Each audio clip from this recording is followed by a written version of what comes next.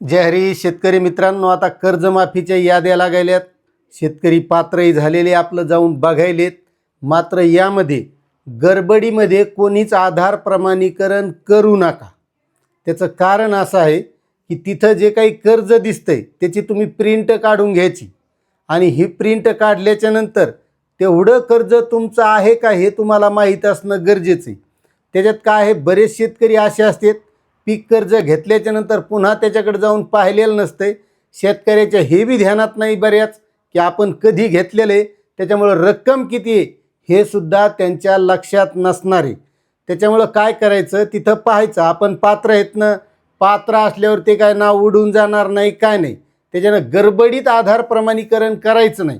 आपलं जेवढं कर्ज त्याच्यावर दिसायले तेवढं आपलं कर्ज बँकेचं आपल्यावर आहे का हे पाहायचं आहे. आता हे सांगण्याचं कारण असं आहे की मला या अगोदरच्या बऱ्याच व्हिडिओला ज्या ज्या आज शेतकऱ्यांनी बघितलं आहे तर त्यानं असं सांगितलं आहे की माझं 1.5 लाख कर्ज आहे, माझं 1,20,000 दाखवायले. एक जण तर म्हणला मला 3,20,000 आहे आणि माझं 1,20,000 दाखवायले.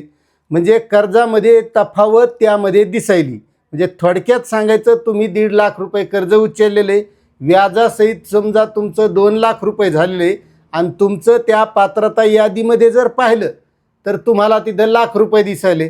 मग तुम्ही जर गडबडीमध्ये आधार प्रमाणीकरण केलं तर तुम्हाला ते 1 लाख रुपयेच खात्यात येतील. म्हणजे तुमचं जे 2 लाखाची कर्जमाफी मिळणार आहे का, तर 2 लाख माफ होईल का, ते 1 लाख होईल. त्याच्यामुळं गडबड करायची नाही. बँकेत बघायचं, बँकेतून याच्यावर जर तफावत दिसली तर याच्यासाठी ज्या काही अडचणी येतात याच्यासाठी तहसीलदारांच्या अध्यक्षतेखाली, जिल्हाधिकाऱ्यांच्या अध्यक्षतेखाली राज्यस्तरावर समित्या नेमलेल्या आहेत. त्याच्यात निबंधक कार्यालयाचे अधिकारी आहेत आणि ते तक्रार निवारणसुद्धा करणार आहेत. बरं, असं असलं तर लगेच त्याच्यावर तक्रारीची सुविधा आहे. त्याच्यात आपण मनानं लगेच तक्रारसुद्धा करायची नाही. याची अगोदर शहानिशा करायची, चौकशी करायची. त्याचं कारण असं आहे, तक्रार लगेच का नाही करायची, कारण ओळखीच्या शेतकऱ्यांनी की गेल्या कर्जमाफीच्या वेळेस आम्ही अशी अशी तक्रार केली आणि तक्रार केल्याच्या नंतर आम्हाला पैसे आले नाही. आता हे सांगितलंय मला एका आपले सरकार सेवा केंद्रावाल्यानं. आता त्यानं स्वतःचं आपली तक्रार म्हणजे कर्जात तफावत होती पण तक्रार केली नाही, त्याची जेवढी रक्कम होती तेवढी आली.